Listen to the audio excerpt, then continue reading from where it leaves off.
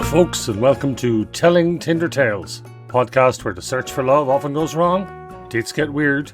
The one thing you can rely on is the bit of a good laugh about it, with me, Chris O'Neill. And me, Thomasin Lockwood. Every week our guests call in from all around the world and we hear their wildest, weirdest and occasionally even wholesome dating stories. As an Irishman, my idea of a great date would be someone helping me to find colourful shirts and a new felt fedora.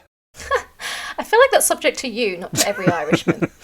But I have to say, as an English woman, my perfect date is probably being formally invited over to a guy's conservatory for tea. So, Thomasin, who have we got calling in this week? We've got a great set of guests. First of all, we have Danny. Hi, Danny. Hello, everyone. Where are you calling from? I'm calling in from the east end of London, a little place called Stratford. Excellent. Welcome. And Rae, who are you and where are you calling from? Hi everybody, I'm Rae Liu. I'm calling from China, Suzhou, close to Shanghai. That's dramatic. It's 2:30 a.m. Let's do it. And that's commitment. I have a story to tell. Wow. That's it. Can't sleep till you tell it. Oh, well, thank you especially for that. So, Danny, can you tell us your tale, please? Absolutely, but we're going to have to go back in time a little bit here to the very early days of internet dating. November 2008, to be precise, when I was a younger man. And this is I was on the website. I don't know if anyone remembers this. It was called mysinglefriend.com. It predated Tinder and all the others. And it was actually set up by Sarah Beanie, who you might remember from the Channel 4 property shows. Huh. And it's actually quite a good idea for a dating app, in that your friend recommended you. So there was a little bit of spiel about you from your friend. So, hopefully that would sort of, suggest, wheedle out any kind of, some of the chaff maybe. And I got a message from someone, and this was on the Tuesday, and it was from someone called Karen. I was living in Streatham at the time in South London. And she said, 17 years ago now, so I'm probably paraphrasing the actual words, but she said, this is a bit of a strange one, but on Saturday night, I have to attend a charity event. It's a black tie affair, and I was wondering if you would like to come. Whoa. That's a dangerous name, Karen. Yeah, and again, this is so long ago, Karen didn't mean Karen. Right. And so it was, like kind of out of the blue, really. That was like literally the opening gambit. Not, how are you? How is your day? Oh, by the way, what you doing, fancy? It was straight out. Message out of the blue. Right, do you want to go to this event? And I was like, yeah, why not? Great. And it was black tie. So I went down to Matalan and got a suit. It was cheaper to buy one than to rent. And went down to a flat to pick her up, right? And I remember thinking, okay, nice event. I'll take some flowers. And met her at the entrance to her apartment, I guess. And we got a black cab to the occasion. And it was whilst in that black cab that she told me that actually it wasn't just me and her going to this event. It was her entire family. And when we arrived it was a marquee, but we're not talking some sort of easy up here. We're talking an absolute top end sort of tenting. And it was in central London. And we went in. It's a high end, $5,000 a table. Oh, my goodness. 3-course meal. And it was her mum, her dad, her brother, her uncle, and her father's business partner. No. And I just sat down on this table, having not met her less than an hour ago. And she said, and just as we went to sit down, it was like something out of a sitcom, because just as we went to sit down, she went, oh, by the way, I didn't say that we met on a website. No! But, oh my God. But nor had we agreed any kind of cover story. So, and off the evening went. And looking back now, she didn't have some balls doing that, because, I mean, she had literally nothing to gain there. And I could have been absolutely anyone. Absolutely anyone. And like, this was, say, a 3-course meal, lamb shank for Maine. Like, there was Rebecca Ferguson was hired. You remember Rebecca Ferguson, the musician? Well, I think she's a West End star now. She was performing there. Like, this was proper high end. And they were like, so where did you meet Karen? And I was looking over at Karen, and she jumped in. We met in the pub, Mum. You know, and basically the thing is that it turned out her family were millionaire property magnates. Right? Oh, wow. That was the thing. And that's, they owned masses of housing, okay, on the south coast. And I was there in my Matalan tuxedo. Now, for any of our international listeners, how would you describe Matalan? Like Primark, but not as good. Now, for any of our international listeners, how would you describe Primark? Like H&M, but not as good. You're going to be here a long time, Daddy. Carry on. And do you know what? The family were lovely. The evening was fantastic. She was great, but it didn't. I saw her at Christmas, at New Year, and it kind of fizzled out by February. And that was simply because I'd started stand-up comedy like 3 weeks before. And I mean, I'm sure for any comedians will know that trying to have a relationship while doing comedy is pretty hard. But trying to start a relationship when you've literally just started comedy, it's turned out for me to be insurmountable because, you're out every weekend, actually at that point, you're not even, you anytime, any place you'll go to, you'll turn up to anywhere to gig. And obviously sort of my head was turned, let's say, by that profession more than Karen, but she was great. Long time ago now. Oh, I hope she listens to this podcast. yeah. I suppose my question is, in regard to her and afterwards, did you ever hear anything about her? Like, is she a prominent business person now, or famously rich, or did she get married to a rich person? So that's the thing, is that, these were, that 2008 time was before. I mean, Facebook existed, social media existed, but not to the extent it did now. So in all honesty, I've not heard hide nor hair of her since February 2009. And if you put Karen into Instagram, you're going to be looking a long time to find. There's going to be loads of memes that come up. You know what I mean? It'll be hard to track her down. And I can't actually recall her surname now. Lost to the annals of time, that one. But I always just think, like, she took such a gamble that I wasn't some crazed lunatic, didn't she? Yeah. Whatever my mate wrote about me must have been really nice. Yeah, true. Okay. Yeah, we'll come back to the mate in a minute. Thomasin, have you anything to add here or questions? Well, I suppose first of all, I know you're giving props to this lady for having, being very bold for her behaviour, but I have to say you're quite bold for yours. You could have been dining out on lamb shanks with millionaires and a lovely property that they owned, and instead you chose your love for comedy. And I think that's equally a bold choice. Don't think that hasn't haunted me every day for the last 15 years. I am very, very, very well aware that I could be on the south coast now with my trotters up. Yeah, just taking that lovely rent money from all those properties they owned. But instead, no, tomorrow I'm driving to Peterborough for £116.50. Oh, you're living the dream. That 50p makes all the difference too. You can have a proper shopping day out at Matalan. My question is, did you ask her whether she planned to go to the event first and then set up the profile second? That's interesting. No, I didn't ask her that. Like, her family, like, have you got a date? She's like, yeah, of course.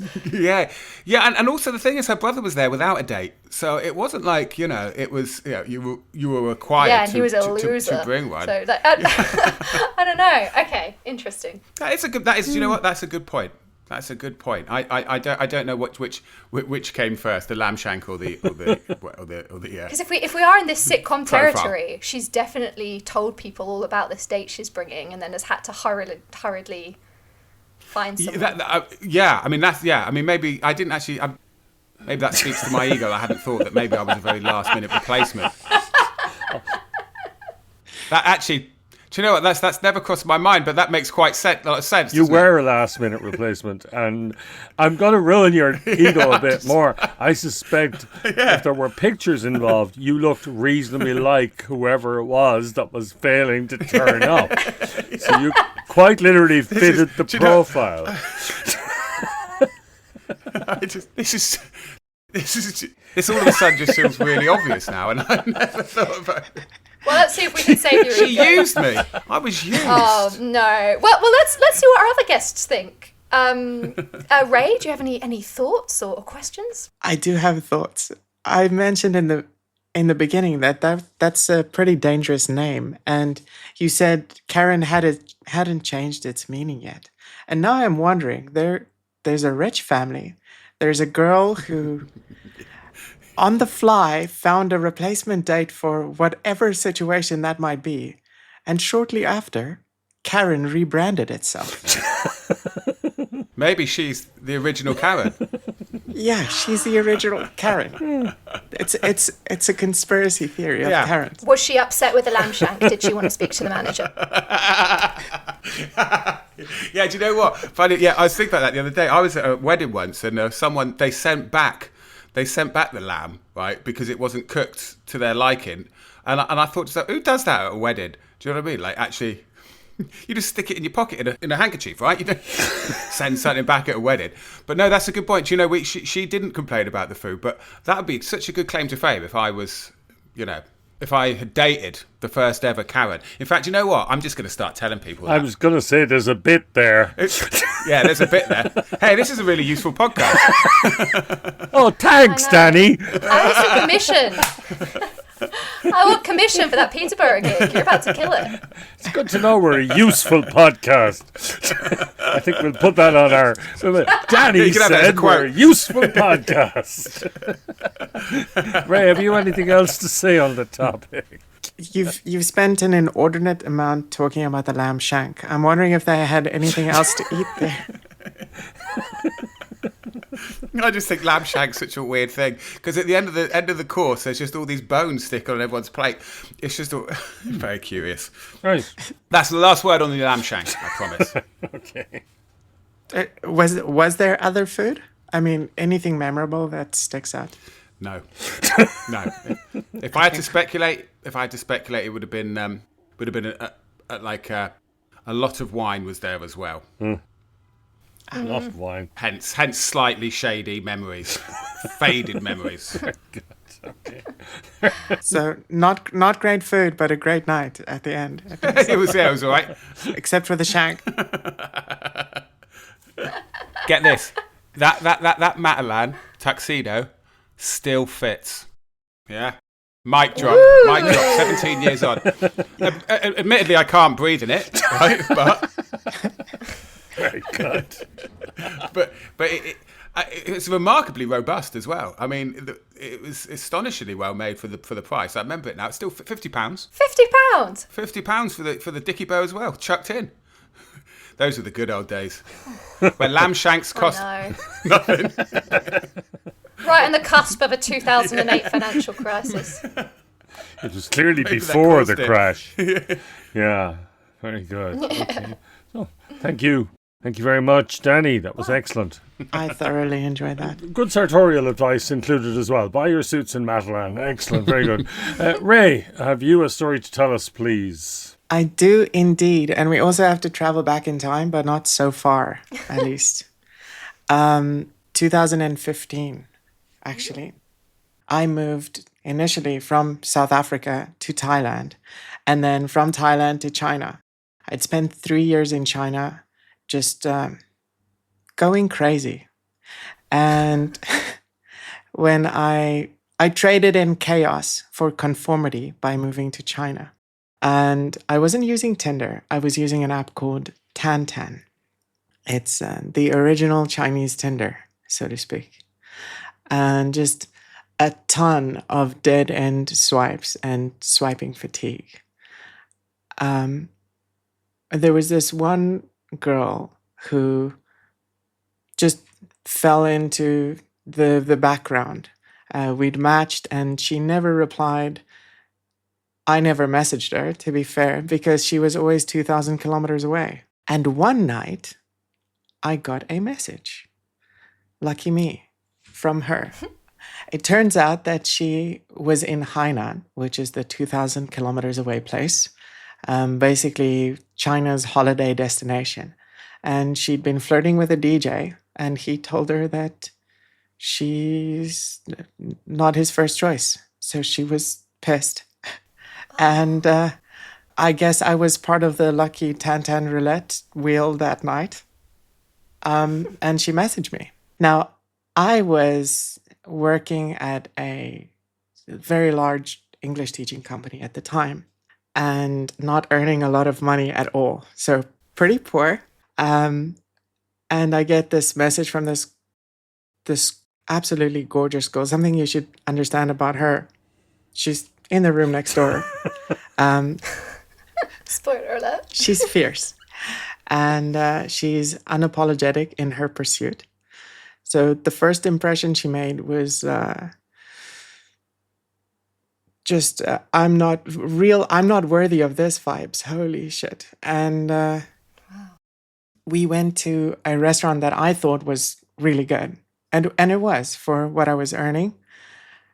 And she's petite. She's really small. So we sat down and I had sat down first. She walks in. She denies that this is true, but I vividly remember fishnet stockings and almost nothing else of the date. Ooh la la. So we sat down and I ordered like a burger, and she ordered a burger, a salad, and a starter. And on my side, and a bottle of wine. And on my salary, I'm like, oh my God. So I immediately try to start negotiating a kind of a Dutch situation. But the look that she gave me was one that said, stop speaking now or forever hold your peace at not seeing me again. So anyway, socially, I survived. We made it through the meal and went home for dessert. Excellent.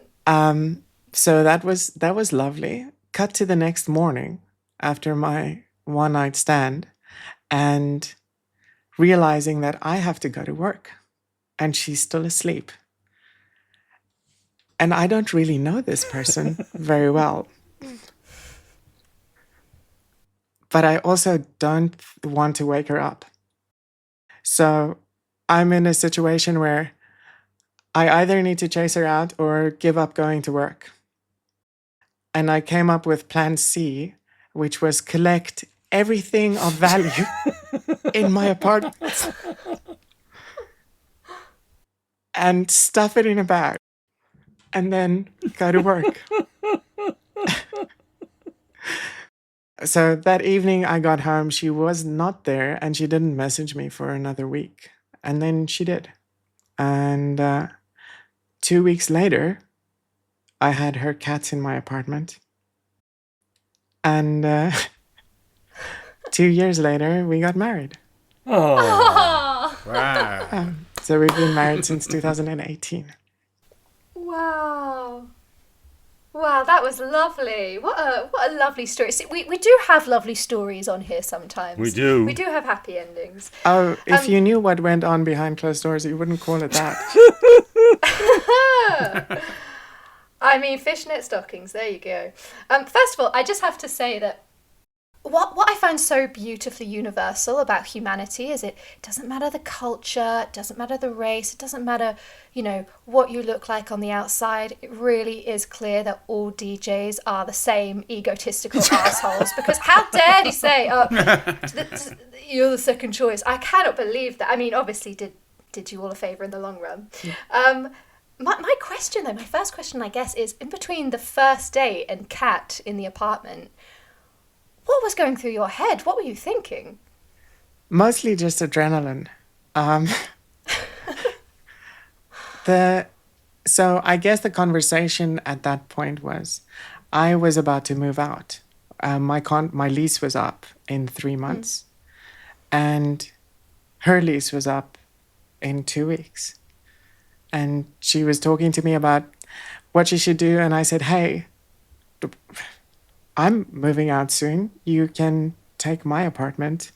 You're welcome just to stay there. And if it doesn't work, I'm moving away and you'll never see me again.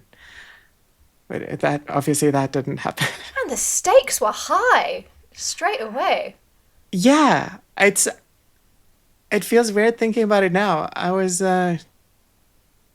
happy-go-lucky, I guess. It didn't matter. Yeah. But what I do know is that we had fantastic conversations and... fantastic. Yeah, I wouldn't trade it for the world. Yeah, that's lovely. Chris, No, any thoughts? I'm just impressed and delighted. I'm not quite clear. She was obviously moving around a lot. Is that the situation? And then she arrived in your town, or what's the story? Oh, no. She had just graduated university. And she was just enjoying her life in the same way I had been enjoying my life in Thailand. Embracing chaos. And I guess the DJ was the nail in the coffin for that. All right. Very good. Excellent. And when you say embracing chaos, could you elaborate a little bit on that? What that looks like? What does embracing chaos look like? I guess seeing how low you can flatline your bank account. When I was in Thailand, I spent a lot of time drinking the vodka Red Bull out of buckets. So I don't know if that's sort of that's a thing, yeah. speaks to the chaos of Thailand. Yeah, it's like because after a couple of those, let chaos ensue, right? I call the Red Bull a rite of passage, basically, into true chaos. Wow. It's like the ayahuasca for the chaos. Yeah, Red Bull. exactly. That was a brilliant story. Thank you very much for that, Rae. I think that's about it. Have we any final musings, Danny? I'm a co-host on the Jokes with Mark Simmons podcast, which you can find Apple and Spotify, other places as well. And you can follow me on social media, Danny Ward Comedy. Thank you very much, Danny. And Rae, have you anything to mention? Hi, yeah, I am the host of Kaleidoscope PBTS, Perspectives Beyond the Surface, where we talk about identity, transformation, and your perspectives. So find me there. You can find it anywhere you listen. And you can find my socials on echoember.co.uk. That was really fun. Thank you so much. Great stories, everyone. We have live shows at different places around the country, and we'll be at Nottingham Comedy Festival. So if you come along, let us know you heard us here. And you can follow us on our social media at Telling Tinder Tales for dates and details. That's all from us now. Say goodbye, folks. Bye-bye. Bye, everyone. Bye-bye. Bye.